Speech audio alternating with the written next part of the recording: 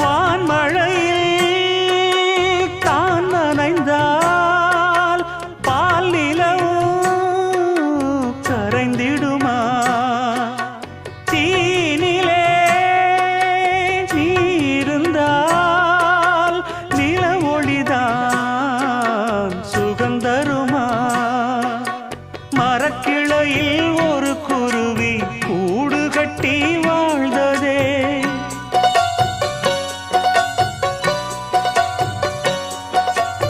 அந்தரத்தில் ஆடவிட்டு ஆலமரம் சாய்ந்ததே.